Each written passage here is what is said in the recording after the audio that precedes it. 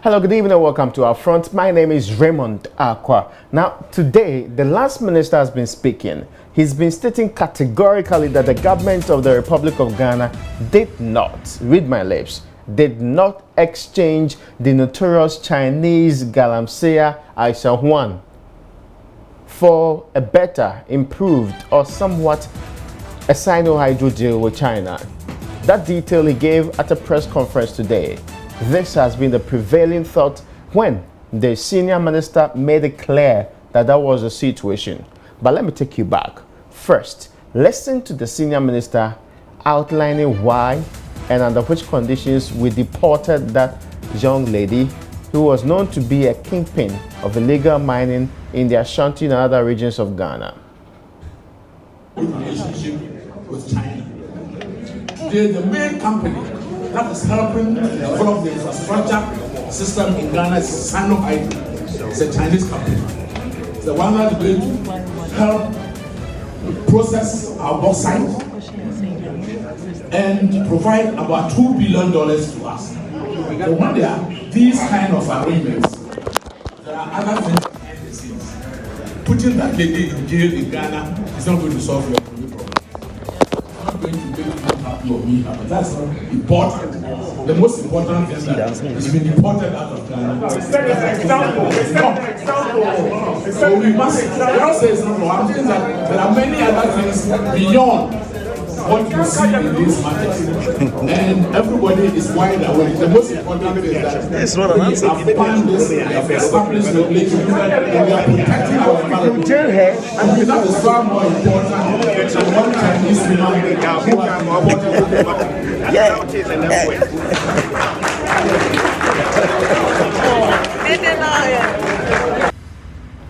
So you heard for yourself what the senior minister say during that particular interaction outside this country. Now that brought me a lot of backlash. Today, the last minister has been clarifying that and many more.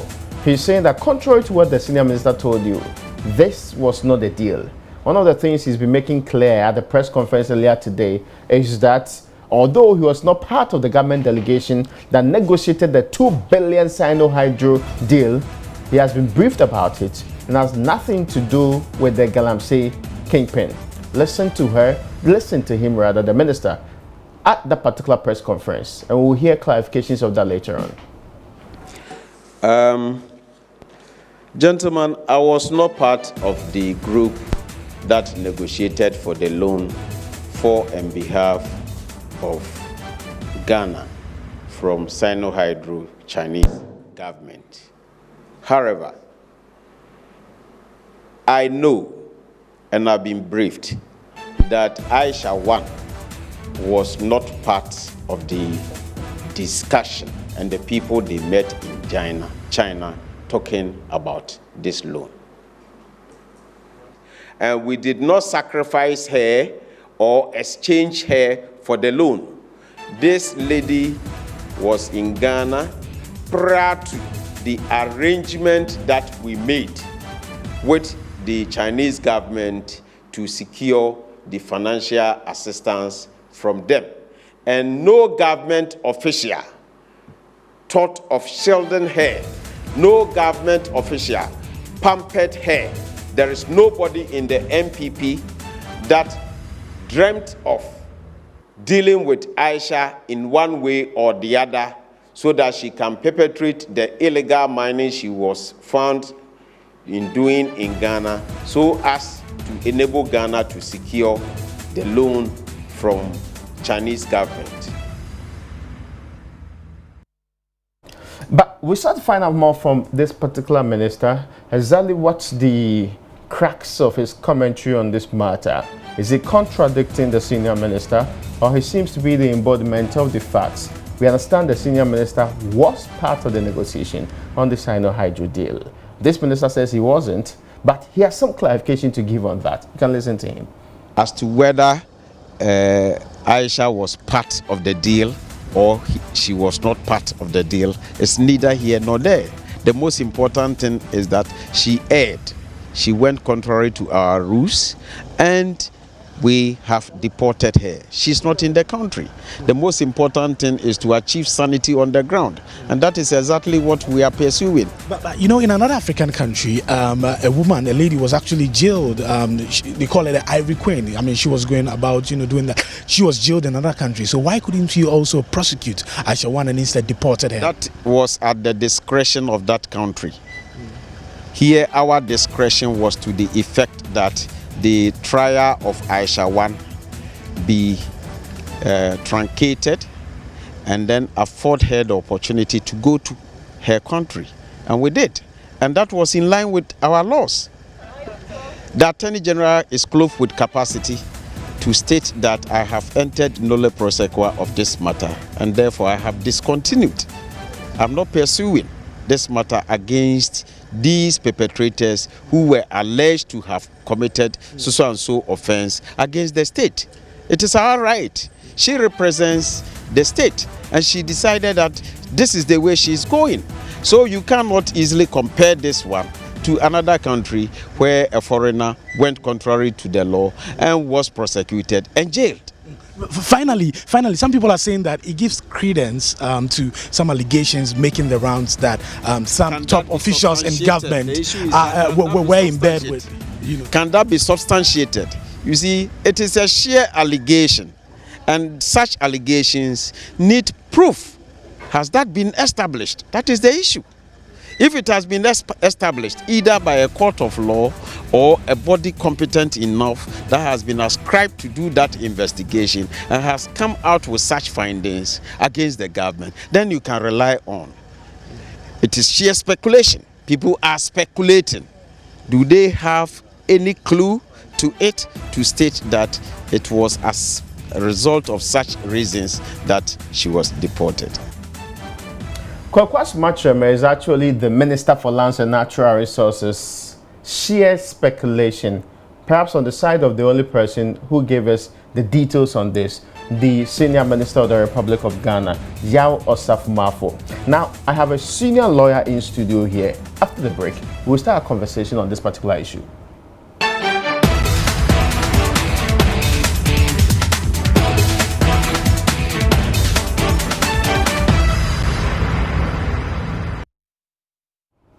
You welcome back. This is Upfront. My name is Raymond Alqua, and we can start a conversation with the senior-most lawyer, Sam Okudzeto. He's a member of the Council of State. He's a distinguished lawyer, so many years of experience at the bar.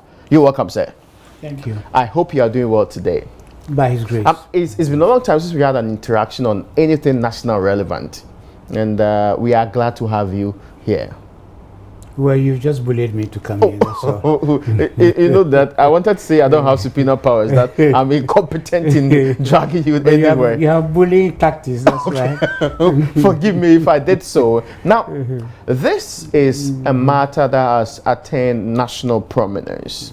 Indeed, it is something that many have complained about, right from the boss of CDD, Professor H. Kwesi Prempeh, through to others, including Professor Kweku Azar, that other lawyers have all complained. Indeed, civil society has gone very wild over the matter. The media coalition against Galamsey are extremely worried. They think that this is a huge setback on our attempt to deal with the matter once and for all. The other groups are also being worried about what signal we are sending to the other people who are trying to fight and clear the various trenches across the country of illegal miners, especially those of foreign national nature.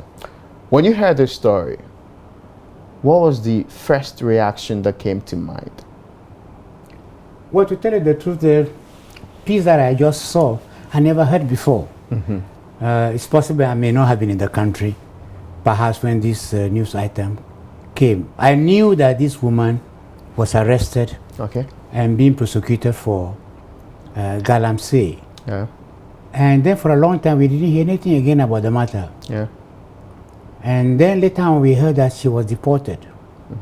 So it's quite a surprise to some of us. I say, under what circumstances was she deported? Why was the prosecution not pursued? Or where was even the mystery where she was arrested and then later on she was seen again, again in the mining area, and apparently it seemed as if she had Ghanaians who are her front, who do the illegal mining for and on her behalf. Now, the puzzle is this. The gold on the soil belongs to Ghana and is for the government of Ghana. Okay. Now, so if someone is doing illegal mining, what is she doing with the gold that she was collecting? Because that is the wealth of Ghana. That's true. And there is nowhere in the world where a foreigner can come, collect your wealth in terms of gold, and take it out of the country. It is not exported. It's a different thing for the mining company that has concession. They mine the gold. There is a process by which these golds are exported, and it becomes revenue for the state. In the terms of Galamsey, no, it does not happen that way. So my puzzle is because I heard him saying that it is the right of the Attorney General to enter and nolle prosecute. Okay, so you're talking about the Lands Minister. That's He what just spoke today. I just saw it. Oh yeah, he just spoke today. Okay, Oh, I just saw it. Yeah. And I would have challenged him and said, the Attorney General is supposed to act in the interest of Ghana. And if the act, her act or action is not in the interest of Ghana, the Ghanaians have every right to complain. He cannot just shut everybody up the way he was trying to behave. It is the wealth of Ghana. Now let me tell you something. The Council of State has been involved in this Galamsey issue. True, trying to fix the problem. We have sent people, our colleagues have been going to the mining areas. Those from the area themselves monitor what goes on there. And it's so bizarre. Why? Because someone sits in an office in Accra and issues a permit for someone to go and exploit for gold. Without even telling the chief whose land it is. Okay. Yeah, who are supposed to be the owners of the land anyway? Not that supposed to be. In Mones, they are the owner. Yeah. The mineral in the soil belongs to the government. But that is only after the mineral has been discovered. Otherwise, the land belongs to the owner. That's true. So nobody has a right just to sit down and get a permit and give to someone, and the chief just sees that someone is there and says that he has a permit to mine gold. And some of the time we discover some of those permits are even forgeries. Oh, wow. But because it's become the standard thing, people are doing it. Now, you know at Chiwa Forest, Yes. well, the evidence I have is that more than 50 to 60% of the forest is gone. At Tiwa Forest. Yeah.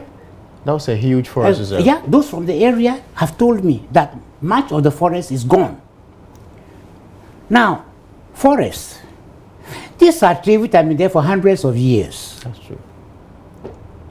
And someone takes bulldozers to go and cut those trees down because he wants to exploit for gold. That's a forest reserve. Forest reserve. Yes. Forest reserve. Yeah.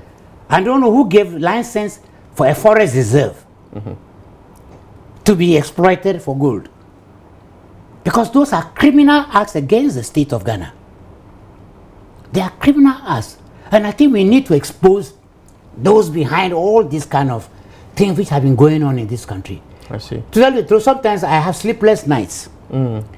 Just asking myself, waterways are polluted. Chemicals are being used to wash gold into streams. Now, Mercury. you can say that you've stopped Galamsey, but I can tell you it may take 50 to 60 years or more years before that soil can become again good soil. Because if you plant food in it, you are eating poison. Yeah. If you drink water from it, you are drinking poison. If you drill a well, you are drinking poison. You may not see the result today, like the poison you drink and die immediately. But most of the people, they develop cancer. Now, to treat those cancers, I can tell you, costs hundreds of millions. So it seems to me that there's some sort of madness that has all of a sudden engulfed Ghanaians. We seem to be so much interested in the immediate wealth. Yeah. How much money we can get immediately, to the extent that we are killing ourselves without even appreciating that we are killing ourselves. So the question I'm asking is that, why is it that our officials cannot sit down and appreciate that there is something called national interest? What is the national interest? Why do we allow foreigners to come to this country, to go and entertain them, to do Galamsey? And then oftentimes when you do it, they put the gold in their suitcases, and then you deport them. I don't even think you inspect the suitcase to find out what the gold is. Or even the gold that they have been collecting for months. What do they do with it? The evidence is that they are smuggled across the border to Togo. And then they take it out of the country. So I don't think any minister or anyone in a position of authority and power can just bluff with an issue of this nature. It's a very serious national interest of Ghana. I'm not a lawyer. Yeah. The Kwaku Asumachem is a lawyer, Yeah. the lance minister. Okay. He says this is about discretion. The very person we are talking about is the Attorney General. If he's a lawyer, that discretion is not a subject you just throw about. It does not mean that because you have a discretion, Yes. you can exercise that. Discretion must also be exercised in accordance with law. He says you can't even question the nolle prosequi. Who says you cannot prosecute? We can prosecute. You can question it. We can question the Attorney General who is internal president. When the president, the previous president, granted amnesty To the Monty Three. to the Monty Three, I told them that he has no authority and power to grant them amnesty because they were endangering the nation. That you may say that, okay, I think the Supreme Court eventually held that they have no power Yes. to do that. Although, of course, I disagree with them, but still, it is they are the judges. But it does not mean that it is right. Because let's just appreciate that morality and law, they are not necessarily the same thing. That's true. It may be legal, but it can be morally wrong. Okay. And therefore, if you see a foreigner who comes to your country to come and endanger life by doing Galamsey for months and years and collecting gold, we don't know what she did with the gold. The waterway that she has polluted is going to cost millions to put right. Yes. She has not paid for it, and she was not asked to pay for it. Her government of her country was not asked to pay for it. She is gone. And we, the Ghanaians, had to borrow money to be able to clear those waterways And do reclamation. and do reclamation and the rest of them. And who is going to try and tell me that somebody has a discretion to allow people to go? Is that a proper use of discretion? Is that a proper use of discretionary power? You don't think so? I don't think so. I said that there's something called national interest. It overrides everything else. Letting Aisha Huang go. It is not in the interest of Ghana. I don't know who she is. I don't know how she came to be here. I don't know why she was allowed for so long a period, Yes. because she was even crowned the Galamsey Queen. Yes.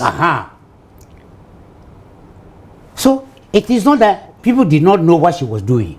They knew what she was doing. But people condoned it. For what reason? There must be a reason. They have to explain to us why they allowed her to do what she was doing and getting away with it. The country deserves the right to know. The understanding we have, and you heard the senior minister say the same thing. It looks like the lance minister is also of the opinion that the most important thing is that we are continuing the fight.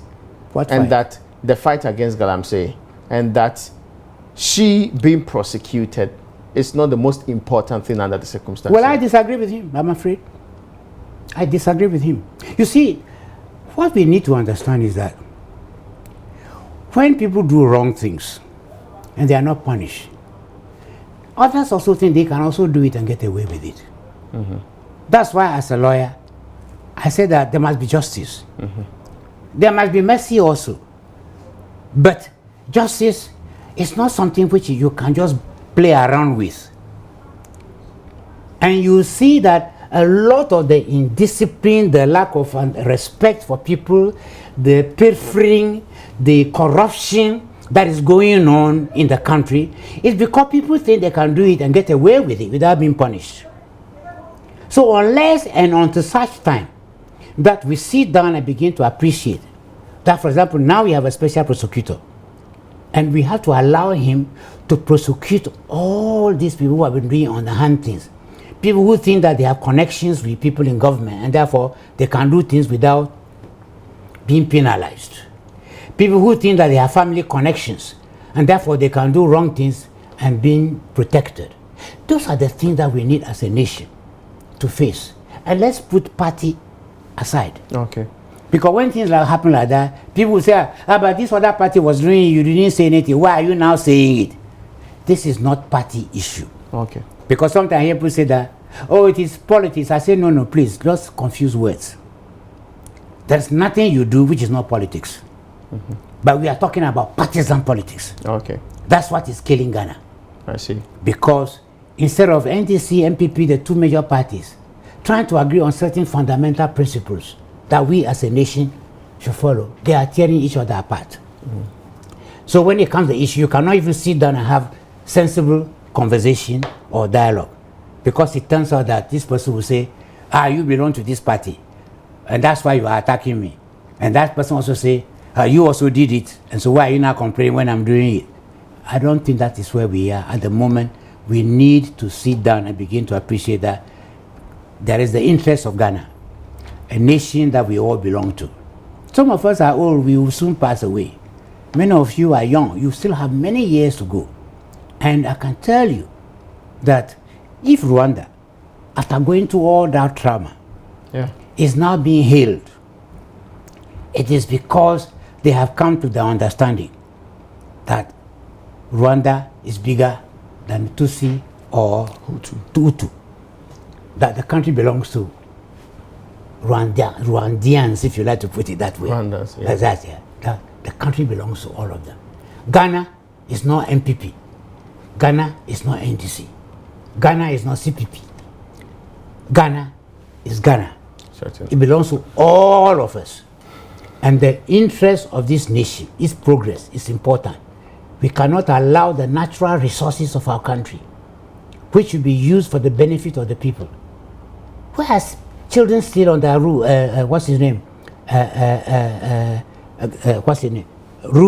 thatch roofs in Ghana today. Why are children lying down on the floor, writing, instead of sitting down in a comfortable chair? And many of them, I can tell you, in the schools, the time they get about 15 or so, they are back problems, serious, and there's nothing that anybody can do about it. They are crippled for the rest of their lives. These are the resources we need to use for that purpose. Because even if we borrow the money, we have to pay the money back. Is that also? That's true. Exactly. And so, let our people in authority and position, you understand? Let them all begin to sit down and not take arrogance and the bluff away.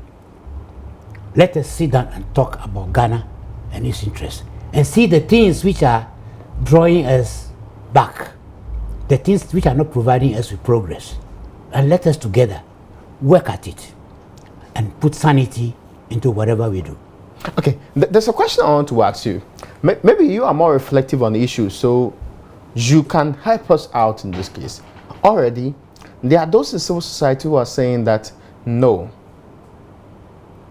the senior minister crossed the line when he made that particular statement. I didn't hear it, unfortunately. I said I may not be here. Yeah, his statement was pretty simple. Okay. That we should not be concerned because when we prosecute the woman, it will not give us economic freedom. It will not bring money to us. Why? And that Sinohydro is a deal that's going to give us 2 billion. It says out of that 2 billion, a lot of good things are going to come to Ghana. So we cannot let a single prosecution of a woman stand in the way of that particular deal. Why should the prosecution of that woman put an impediment on the deal with Sinohydro? Because he believes that when people insist that let this woman go as part of the deal, we have to agree Who was the one? Did the Chinese government say that we should let her go? No, the Chinese government has stated categorically. So why can he make a statement like that then? If the Chinese government, with whom you are signing the agreement with the Sinohydro deal, what has that Chinese deal got to do with that woman? And she was not the only person. Yeah, there are the Chinese are coming in droves. In droves. I think I was conversing with you the other day, and I said, when was that? Maybe some 4 or 5 years ago. Yeah. I was coming from India, and I took Emirates flight. At the boarding gate, I saw there was a huge number of Chinese. So I was asking myself, what's happening in Ghana? And there are so many Chinese coming to Ghana. For what purpose? I can't understand it. Then I sat near a gentleman in the business class, and I was just mentioning this to him. And he said he was actually from China. He was coming from China. He's a Ghanaian, but he's coming from China. And I think he made some statement, which I needed to verify. It was the fact that many of them will be in transit in Ghana going to Ivory Coast. And that the information is that they go to Ivory Coast and then they are smuggled across the border from Ivory Coast to Ghana. And truly, when we arrived, I delayed my movement from the immigration just to observe. I do my own CID business. And then he was right. Most of them were in transit. Chinese. So the question was, what are they going to do in Abidjan? And the truth is that they were not going to Abidjan. They will land in Abidjan, all right. But they found their way to Ghana. Oh, I see. And some people at the border are conniving and condoning at that. So many of them are actually not even coming through legal process into the country. But then, there's another issue here involved. In all civilized countries this day and age, if you are a visitor to a country, you are supposed to declare where you are staying. The hotels and the places where you stay are obligated by law to report you to the state apparatus so that the security people know where you are at any given moment. And if you move from that hotel to another one, the same obligation applies. Why do they do this? It is to ensure that you monitor the foreigners in your country. That's true. Because you don't know the plan and the purpose of which they come. In the age of terrorism, too. Exactly. In this age of terrorism, you don't know what they do. And so all these people are coming into the country. There's no record of them. And as I said, the rumors are that the gold is being taken across the border. Because Togo does not have gold. They are all exporting gold. Yeah. And much of this is taken out illegally. Now, what is the benefit to Ghana? We export what? Cocoa, not so? Yes, we do. And gold is supposed to be our second export. Yeah. Is that not correct? That's true. And if gold is our second export, and we allow foreigners to come and they dig all the gold and take it away, where then is the foreign exchange which is needed to enable development to take place? We won't have it, will we? So, is this not just common sense? You don't have to be very highly educated, you don't have to be a minister, you don't even have to be on the Council of State like me to appreciate and understand simple issues of that nature. So, I am puzzled. I am actually puzzled. No, but the argument here is, and if I can quote him, the minister is saying that we should not be more incensed with prosecution. Perhaps you lawyers will be having, you will like it. Why would lawyers like that? Because maybe that's what you do. No, we are But to him, the ordinary people don't care about that. No, I'm just saying that. They care about their roads more. No, don't misuse words. A lawyer is trained. I am a teacher of law. We train our students to understand the principles of justice. Okay. That is what we train them for. Oh, I see. We don't train them to go and condone wrongdoing. I see.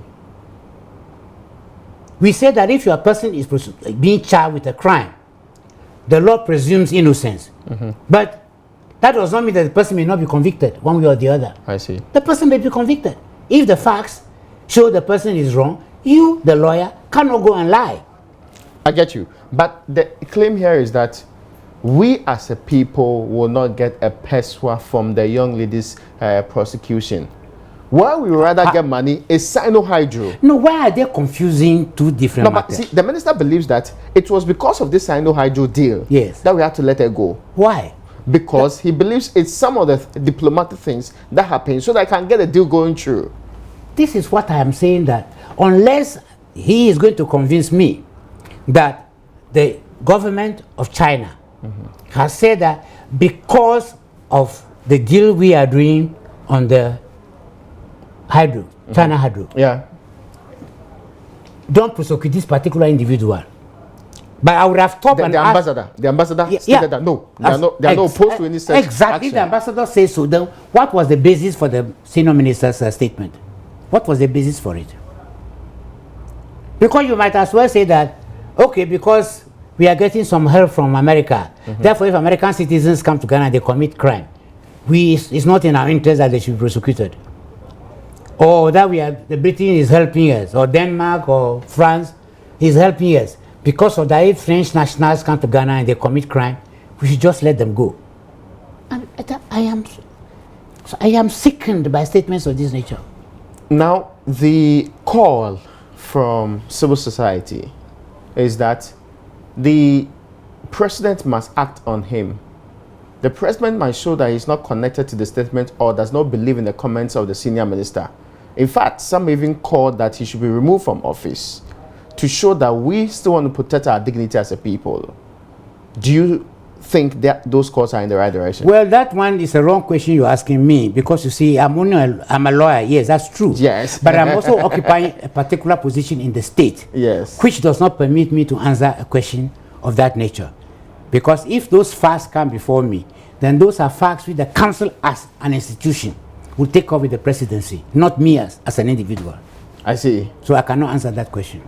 Although the question that they say remove him to protect your government. That's exactly what I'm saying. Should he remove him? This is what I'm saying, that as a member of the council of state, I cannot make a statement on an issue of that nature. I see. Because that would be an issue if it has come to the council. The council as a council would have discussed it.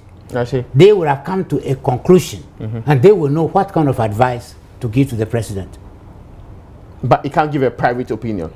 No, I'm not permitted. In your private capacity. No, I'm not permitted to do that. But you are a very vociferous person. Yes, of course. Don't forget. You are not a man of straw at all. I am not a man of straw. You are not a timorous soul. No, I'm not a timorous soul, but I'm also saying that I must also appreciate that I occupy a position. And in that position, just like we were talking about the senior minister, he's occupied a very sensitive position. Yes. So he should be careful the kind of utterance that he makes. Maybe something he can say flippantly to his friends, he cannot say in public. Okay. The same thing applies to me also.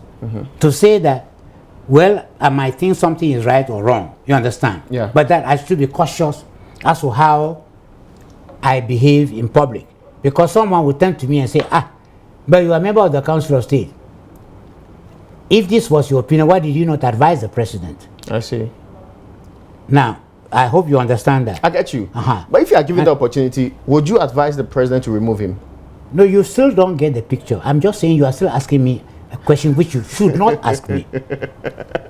This question is for every other Ghanaian, including your very person. No. And that many Ghanaians have actually made comments on this matter. If people do not appreciate their own positions, then there's something lacking. But at least at my age and my experience, I know what I should say in public and I know what I ought not to say. Because it can create an embarrassment for the president. But let me ask you this question. This Council of State has been very much part of the attempts to raid our water bodies, to raid our lands of Galamsey. We've been obsessed by it. Yes, you've been part of it. Yes. You've been engaging chiefs, you've been engaging people on the ground and all of that. Yes. Is it something you are willing to take up? Recent commentary and the issues related to this woman. I'm just saying that this is the first I've heard about this matter, because no member, I have traveled for a long time before I came back, but I don't even by any member of the council telling me about what you are now telling me. None of them has ever mentioned this to me. I see. Because we just had a meeting yesterday and today. But if that issue had come up, we would have discussed it. I see. And we would have decided as to what we should do. No, I'm only wondering whether you can take it up at the National, what do you call it, Council of State. Yes, yes. Now that you have mentioned it, I'll have to try and find the video and the rest of the ladder and bring it to the attention of my colleagues so that we can actually discuss it and see what we needed to do about it. No, I'm only saying this because this is not an alien matter to you. You'll be fighting Galamsey. Oh, in fact, I'm saying that it was an obsession. Okay. I can tell you that was one of our members. He was almost always sick I see. because he comes from that area there. Oh, okay. And every day he's on us and said, this is what is going on. In fact, a lot of the facts I'm telling you comes from the members. Oh, I see. I see. They come from the members themselves, who are actually coming from those areas. They visit the area, they visit the river places, the forest and the rest of them, and they come to the council and tell us exactly what is going on. I'll take a break. After the break, we'll continue our conversation. My guest today is the prominent lawyer, Sam Okudzeto. We'll continue this conversation after the break.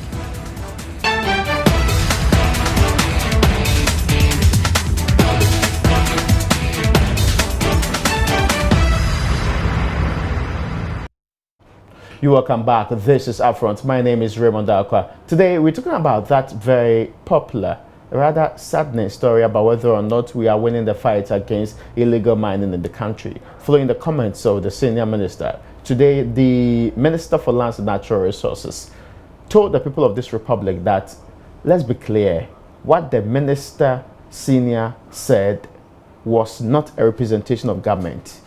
All that he also offered as evidence is that the Attorney General has a right, given it, to file a nolle prosequi. Nobody in this country can question that particular nolle prosequi. He explains that he's a lawyer. The Attorney General is also a lawyer. It is known to lawyers that nolle prosequi is one of the things that falls within the discretion of the Attorney General. And in the case of Aisha, they just had to do that. And that should end the matter. We're having a conversation with a man who knows the law, who's actually taught the law for several years and practiced it for a very long time. You're welcome back, sir. Thank you.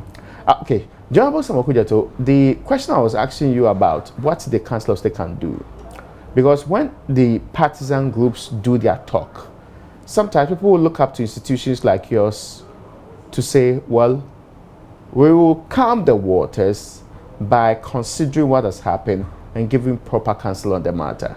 I asked whether you are willing to take it up. No, what I was trying to explain to you is that we as a council don't jump at rumors. Yeah.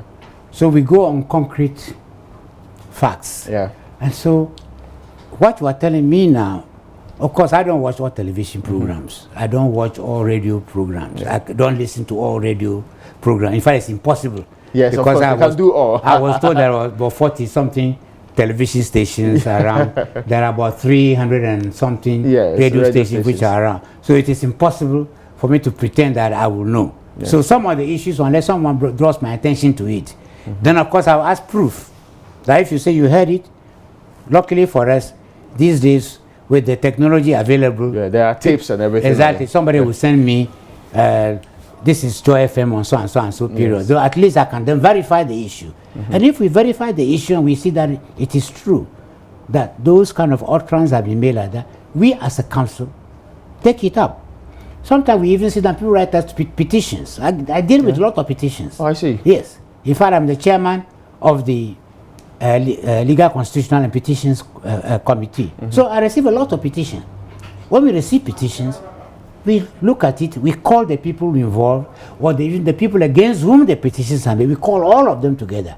And we have dialogue to see whether we can find a resolution to the matter. So this is what we do. So if this matter were to have come, we would have done exactly the same process by calling those involved in the matter, asking us why this should be and why that should not be. But I just wanted to clarify this question about nolle prosequi. Yes, and please. say that it is true that Attorney General has the discretionary power to do that. But to say that then that's the end of the matter, that's actually not true. Maybe you cannot challenge her legally, but you can challenge her morally. I see. So it's not a question of trying to shut people up and say because nolle prosequi has been entered. Let's put it this way. assuming that someone has committed a very serious murder of an important person in this country. By all things, Attorney General can enter and not prosecute. But if she enters, it doesn't mean that people should just shut up because she has entered and not prosecute. There was even a famous one that happened where someone had done something, the case was in court, trial has started, prosecution has closed this case, the defense was supposed to open, and we saw no prosecution was entered. I see. After prosecution has closed After the case. prosecution. And some of us advised the person involved in the matter and I say, pursue the matter with the new government because what was done was illegal, it was wrong, it was morally irreprehensible. So that they should put that person back in the witness box, in the dock. Because you see, it can, that power can be used for political convenience rather than legal. I think you heard in America right now when a lot of people are being prosecuted. That's true. And they were talking about presidential pardon. Yeah. You think that because the president has a power, he will just exercise it. You exercise it, but that doesn't mean the subject is closed. I see. It can be revisited. The people will be revisited, people will use it against he himself. I see. We can't bring back Aisha Huang to prosecute, can we? Well, how are you going to bring him back? Because the Chinese government will not release a citizen that you have freed to come back and face, prosecution. But the question that I would like those who exercise this kind of power to bear in mind is that, as I said, there's something which is called national interest. That if a person like that has caused this country millions and millions and millions of dollars in destroying the environment and also taking large quantities of our gold, which she must have been doing for all this period, because she has all these young boys who are unemployed, who were put on the field, who were mining the gold. And we notice that in some instances like that, people are fronts who have these licenses. The licenses are actually controlled by these foreigners. We are aware of Chinese, Russians. At one time, if you remember, not too long ago, they arrested a lot of Chinese and a lot of Russians. That's true. Why are the Russians coming here? It is because the news is that this is a country where you can actually go and make a lot of money by illegal mining, and you take it away and you're okay. What does it say about our fight against Galamsey? Well, it undermines it. Let me just be truthful.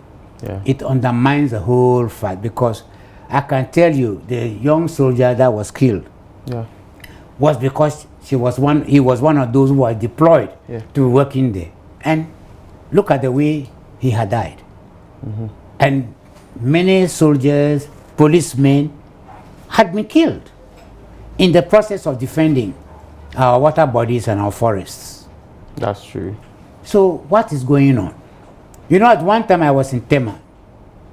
Then I noticed that there were a lot of excavators all over park. So I said, since when has Ghana become a construction country that we import all these excavators? It was then that it dawned on me that these things were being sent by the Chinese. They send them ahead. And then they come, they take them to the forest, bulldoze the trees and the rest of them, dig the soil, and we have Ghanaians who were condoning this. They didn't say anything wrong. The forests that are taking hundreds of years can just be destroyed overnight.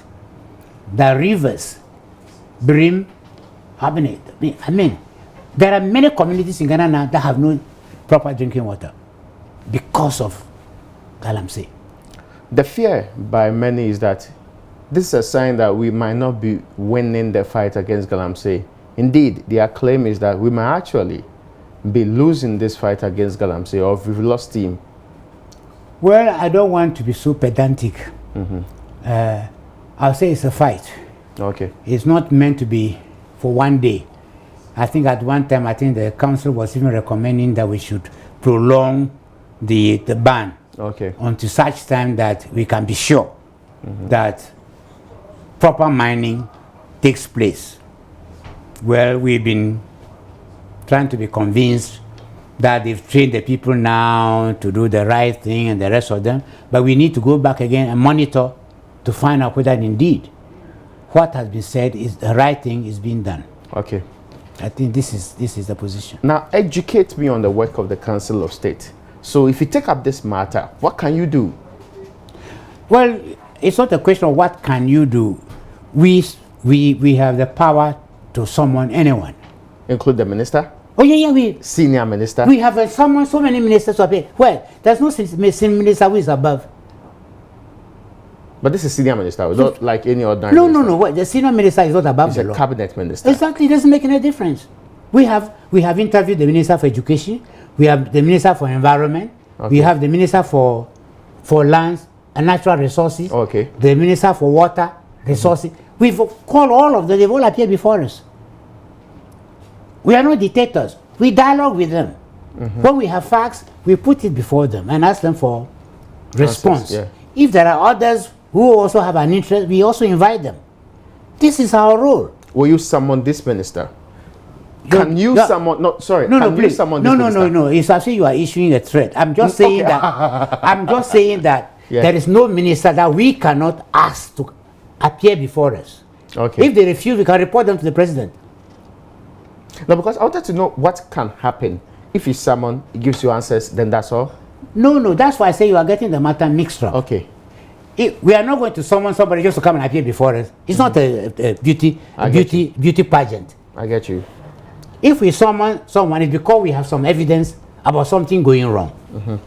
And we are going to ask that person, and even those who have made a complaint to us, we will ask them to be present and also to put that same issue before whoever minister is involved in the matter. This is the kind of role that we are expected to play. Because in the end, we are expected to advise the presidency. Oh, so you make recommendations to the He president? says, cause.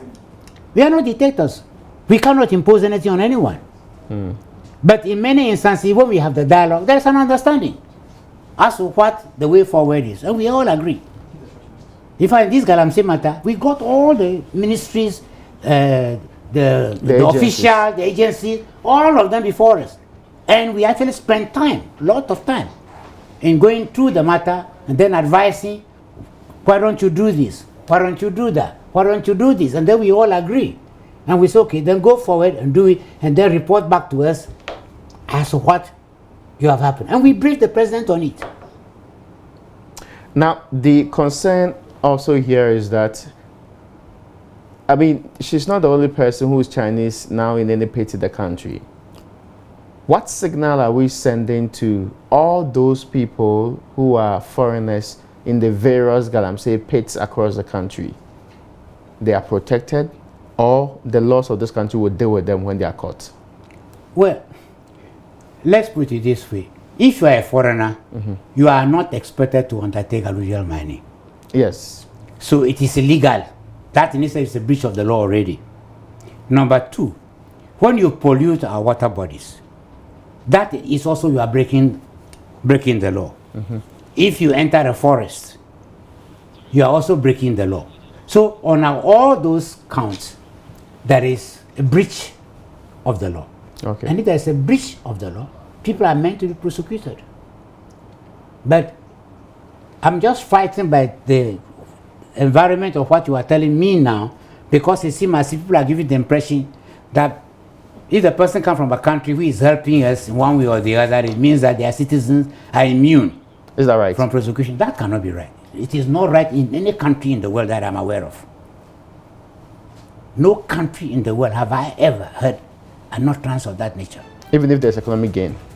That's what? Economic gain. No, what I'm saying is that you can, in the process of negotiating that person's prosecution, come to an understanding with the government. Okay. Of the person's nationality. But that is the responsibility of the nationality of that citizen to enter into the dialogue with you. And then you can say, okay, they've destroyed our forest. It's going to cost us so much to do. In that case, pay us compensation. I see. Now, and don't forget that the Sinohydro project, it is not a compensation. It's actually a barter deal. Exactly. We are giving them something. That's why I say there is a confusion of thought. It is not a compensation. Okay. It's a barter deal. Now, I have to wrap up, but there's another contradicting view from the Minister Lance that says that we didn't exchange that for that particular deal, and the Sinohydro element was a mistake. He says he speaks for government, and the senior minister doesn't speak the real facts of the government. Which one would you believe? Well, there's a matter between the two of them. I don't know. I don't know which of them have been authorized to speak for on the matter. Government. If senior minister, he's also a minister. Yeah. And if they say he's got the title of senior minister, it means he has more authority and power than the minister. Okay. So the minister cannot be saying that the senior minister does not have power and authority. Distinguished Council, I'm pleased to have you today. Thank you so much for joining us. And this year we should be meeting more. Thank you so much. The pleasure is mine. Well, folks, that's where we tie the nice ribbons on today's edition of UPfront. Thank you so much for watching.